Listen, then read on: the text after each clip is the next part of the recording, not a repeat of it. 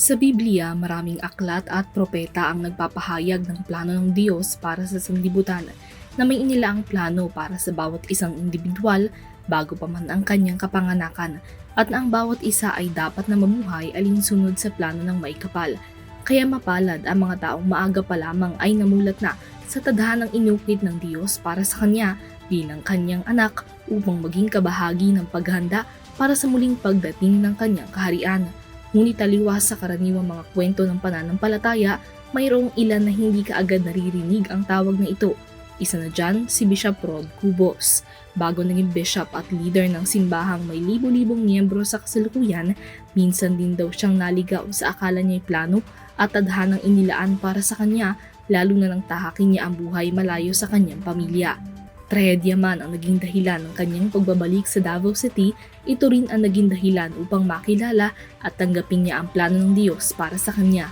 Nung nagkasakit yung papa ko, yung dying yung papa ko, yun yung panahon na umuwi ako dito sa Davao, and yun din yung panahon na mayroon nakarinig ako ng good news of the kingdom. Nang dahil sa pag-ibig ng Panginoon, I was saved by grace.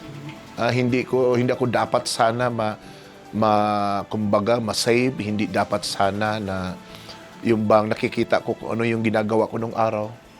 That's why, sabi ko, yung grace na natanggap ko mula sa Panginoon, gusto kong i-share sa iba. Sa kanyang pagkilala at pagtanggap sa Diyos, tinanggap din niya maging ang tawag ng tungkulin na maging instrumento hindi lamang sa pagpapalaganap ng mabuting salita, kundi pati na rin ang paglalapit ng mga tao pabalik sa pananampalataya sa katauhan ni Pastor Dodong. Bilang isang registered social worker, parte ng tawag ng propesyon ang pakikisalamuha sa mga komunidad upang personal na makita, marinig at maranasan ang klase ng buhay na araw-araw nilang pinapasan. Mapanghamon ang kanyang naging paglalakbay, ngunit isinapuso ang kagustuhang mapalawak ang mga nakakakilala sa Diyos. Kailangan ma-preach yung gospel na without discrimination, kahit anong klaseng lugar, most specifically sa tribo. Alam natin sila yung tinatawag least fortunate people. So, as a social worker by profession, I'm a registered social worker. So, pupunta ako para to give services, community development to the people. The problem lang, nandito pala tong mga to na ayaw nilang ni pastor na pumasok at mayroong magkakandak ng mga community organizing and community development. So, natitrigger. Pinaspread natin yung gospel sa mga tribal leaders at nagiging pastors ang mga tribal leaders. Yun ang nangyari. Maraming nakarise up ako na more than 20 pastors na mga tribo dito.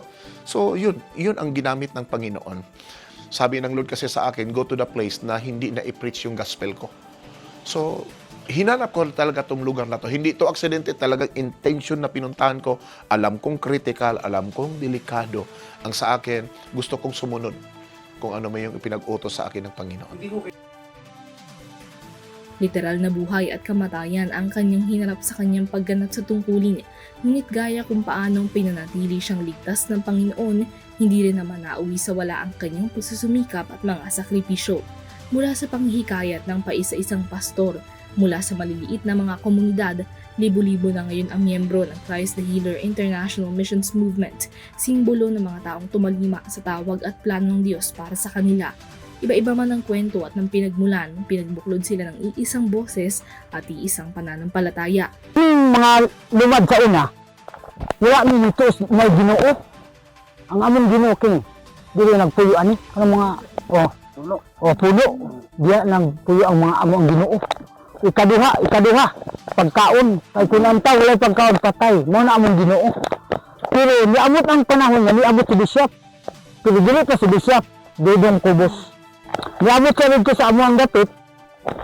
Naghubog sa nila kay puto man na, murag Amerikano. Ngayon ang mga lumad, mayroong Amerikano na darating doon sa atin. Nag-ingon ang mga lumad. Pagtanaw na mo, pag abot ni Bishop sa among balay, nyapa. Murag ni katawa ko kay kung naamay na anak, abi na ko na anak ba. Pero nag-pray di siya sa Ginoo. Mo nagbali na si Bishop nga importante na ang tao moto nga si Jesus ang ato ang Ginoo. Bisan lumad mo o kami Bisaya pero parehara ato ang Ginoo. Nagdakan pa ang milagro na hitabo nga nahimo ni Bishop. Nga pagkauman ako ang una niyang nawin na kailas Ginoo. Daghan mo pero ako ang gigamit sa Ginoo. At gaya kung paanong si Bishop Rod tinawag at hinubog ng Diyos, naging instrumento rin siya upang maibalik sa tamang landas ang mga individual na may similar na kwento. Partikular na para sa mga individual na pinanghinaan na ng loob at nawalan na ng pag-asa dahil sa bigat ng hamon ng buhay. So nakita ko yung mga anak ko nga paano to paglaki kung katulad din sa akin to.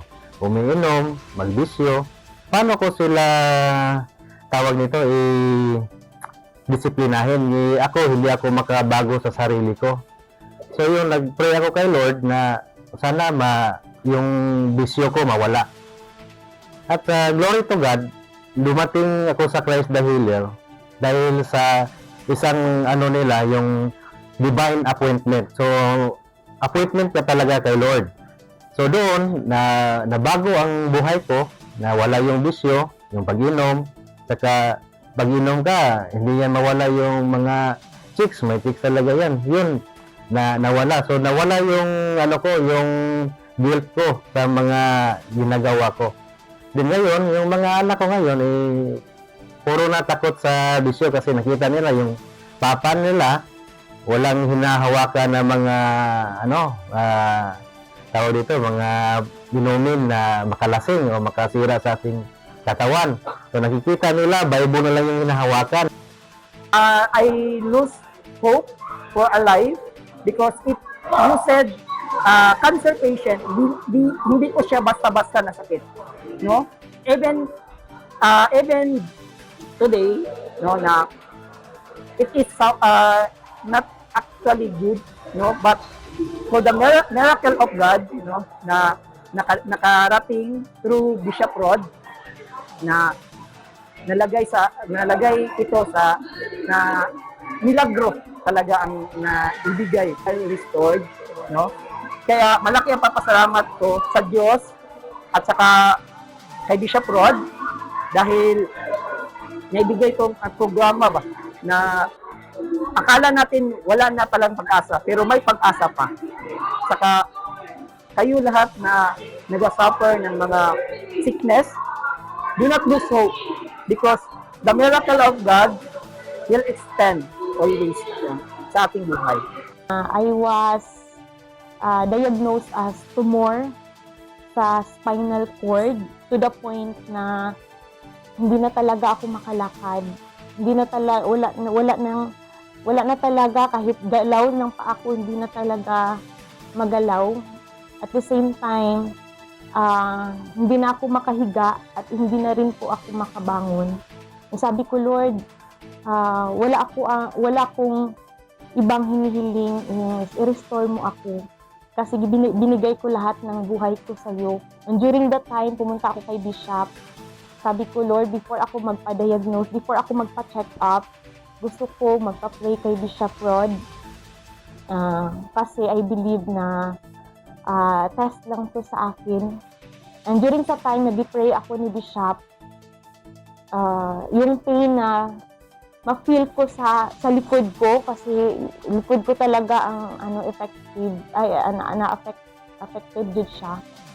And pag-pray ni Bishop na yung sakit na hindi ko talaga ma-explain, na parang millions of karayom ang tumutusok sa likod ko. During that time sa pag-pray ni Bishop is nawala yun.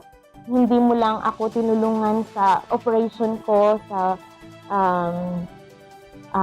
in my need physically, but even in my spiritually, you bring impact sa life ko. At the same time, nagiging bahagi ka ng buhay ko. Kasi kung hindi ka ginamit ng Panginoon, hindi ko siya nakilala. At the same time, hindi na bago ang buhay ko. Ang mga individual na ito na nooy kanyang ibinalik sa landas ng Diyos, naging saksi na rin ng kanyang paglalakbay at ngayon kasama niya na rin sa kanyang mga misyon. Sa gabay ng Panginoon, patuloy na inaabot ni Bishop Rod at ng mga kapwa niya pastor ang iba't ibang mga komunidad upang magbahagi ng serbisyo at tulong. At higit sa lahat, ang tuparin at isabuhay ang kanyang sinumpaang misyon, ang ipalaganap ang salita ng Diyos. So kami ni Bishop Rod ay mga social worker So, ang aming buhay, nasa community talaga, tumutulong sa mga tao. So, si Bishop din yung nagdala sa akin doon sa mountain, tumutulong sa mga bata, yung hindi marunong magbasa, magsulat. So, kami yung mga classmates niya na dinala niya doon para magturo sa mga kabataan.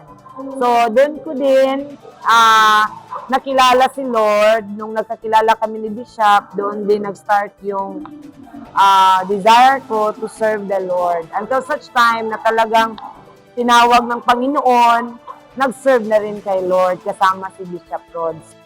Ang life ni Bishop Rod, doon ko nakikita yung passion for God and compassion for people, na talagang yung heart na tumulong sa community. Maraming mga tao na need talaga na ma-change yung life nila.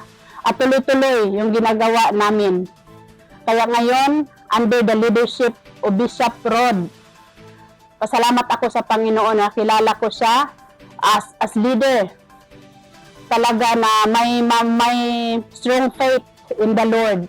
Yung potential ko na sa tingin ko hanggang naging-negosyo lang, hanggang nagamit ako as pastora. Sa business pa ako, wala talagang time for the Lord. Wala tayo nakakilala ng Panginoon, but wala talaga yung totoong personal na relationship with the Lord. And through the life of Bishop Rod, doon namin nakita na yung mga miracles na ginawa ng Panginoon through Bishop Rod, the healing, and then nagkaroon ako ng divine appointment with the Lord, and God really changed the story of my life. Kasi from a businesswoman, naging na-journey ako sa leadership through Bishop Rod and Mrs. Bishop. I'm not really thinking, wala sa isipan ko, na darating ako sa ganitong channel of my life, na maging pastora, na maging leader, at maging influence sa mga business people din. Kasi ang akala ko lang, magbenta lang ako ng isda sa palengke. But I tell you, God will really change the channel of our life kung talagang may plano si Lord sa buhay natin. Sa kabila ng naging impluensya, hindi nakalilimutan ni Bishop Rod na ibalik sa Diyos ang papuri na ani kanyang lakas at gabay upang gampanan ang plano ng Panginoon para sa kanya. Dahil para kay Bishop Rod, siya ay instrumento lamang para sa mas malaking plano ng Diyos para sa sanlibutan. Mensahe niya para sa mga naniniwala at mga naniligaw pa ng landas, huwag mag-atubling magbalik loob dahil palaging bukas ang kaharian ng Diyos, walang mahuhuli at walang maiiwan.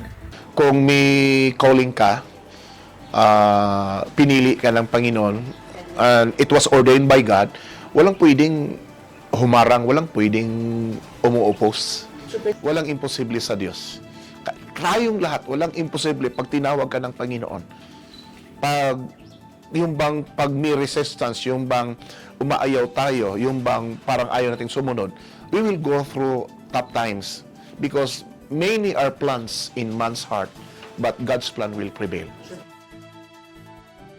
Sa kasalukuyan, libo-libo na ang miyembro ng Christ the Healer International Missions Movement na hindi na lamang limitado sa Davao City kundi maging sa iba't iba pang panig ng Mindanao. Para kay Bishop Rod, sila ang simbolo ng komunidad na pinagbuklod ng Panginoon para sa iisang hangarin, iisang misyon at iisang pananampalataya. Para sa EuroTV News, Mia Layagin, sumasaludo sa bawat Pilipino.